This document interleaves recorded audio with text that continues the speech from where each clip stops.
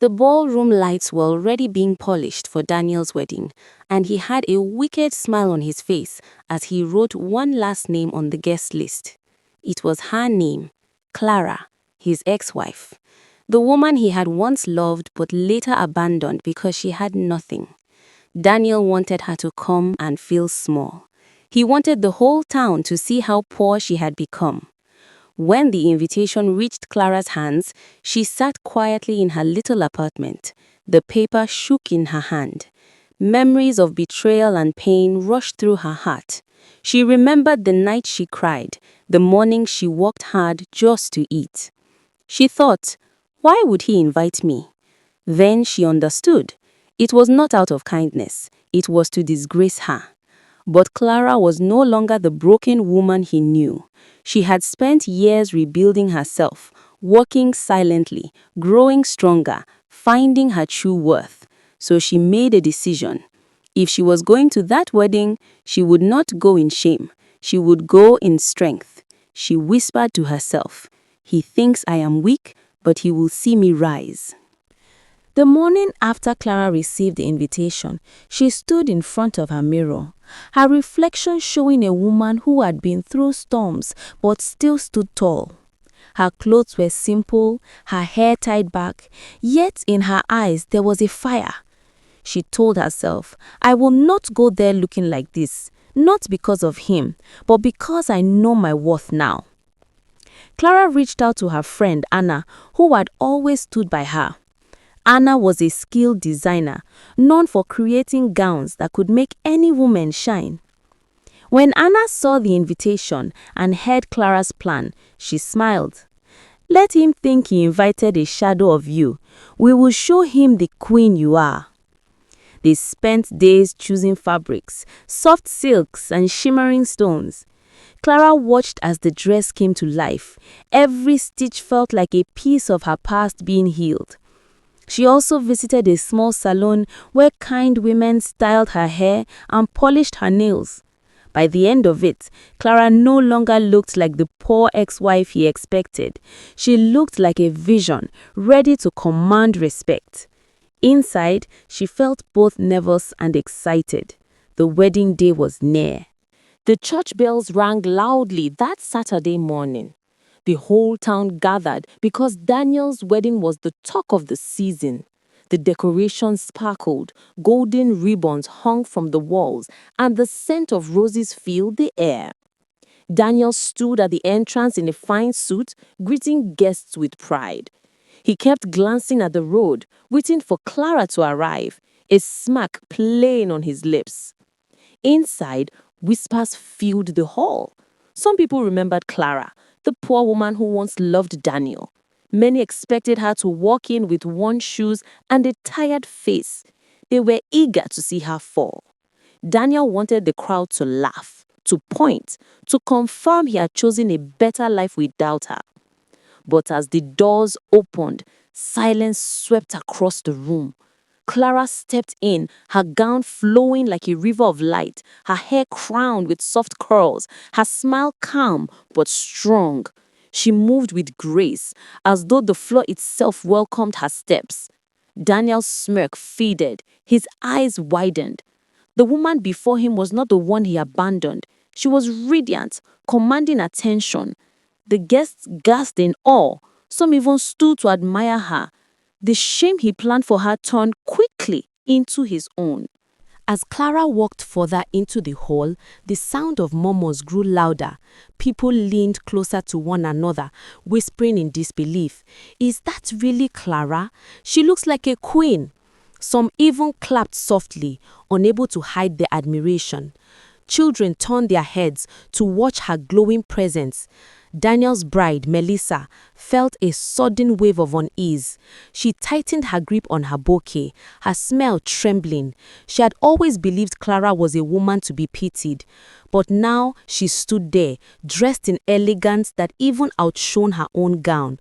Melissa's heart sank as she noticed the way eyes drifted from her to Clara. An old neighbor approached Clara with tears in her eyes.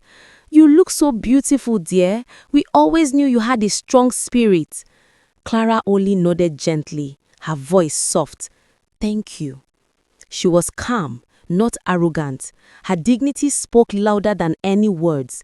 Meanwhile, Daniel could hardly move. His pride cracked. The plan to humiliate her had failed before his eyes. Instead of pity, people respected her. Instead of laughter, there was admiration.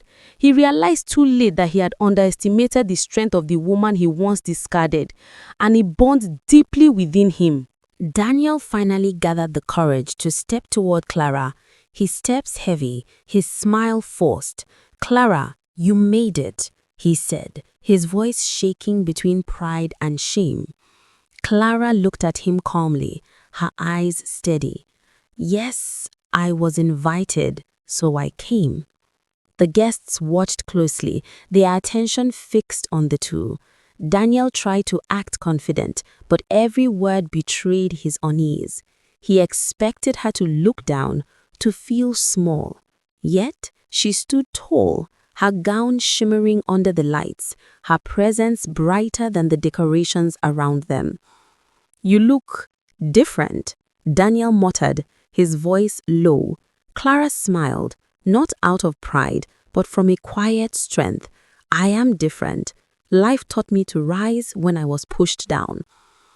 Melissa glanced at Daniel, noticing his discomfort. She felt anger bubbling inside her. She realized his eyes were no longer on her, but on the woman he thought he had destroyed. Clara, however, showed no bitterness. She was not there to win him back or to boast. She was there to show herself, to prove that pain had not broken her. With every calm breath she took, she reminded Daniel and everyone present that dignity could not be stolen. As the ceremony moved on, people could not stop whispering about Clara. Many compared her to the bride. Some even said she looked like the true star of the wedding. Melissa's smile grew tighter, her jealousy burning beneath her skin. Daniel tried to focus on his bride, but his eyes kept returning to Clara.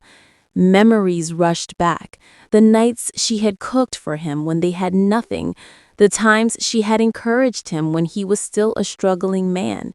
He remembered how she sacrificed for him, yet he abandoned her for wealth and status. Now, standing before him was proof that she had grown beyond his reach. Clara felt the weight of many eyes, but she held her head high. She did not need to speak loudly. Her very presence spoke for her. When a young girl came up to her and said, "You look like a princess," Clara bent down, smiling warmly. "Thank you, little one." People began to see not just her beauty, but her grace, her kindness, her strength. Daniel felt small. The plan to disgrace her had backfired. Instead, he was the one looking weak and guilty, and the whispers around him only deepened his shame. The vows were spoken, the rings exchanged, yet most of the guests still glanced at Clara from time to time.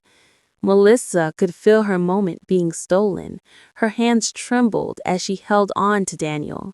She wanted this day to be about her, but Clara's presence overshadowed everything.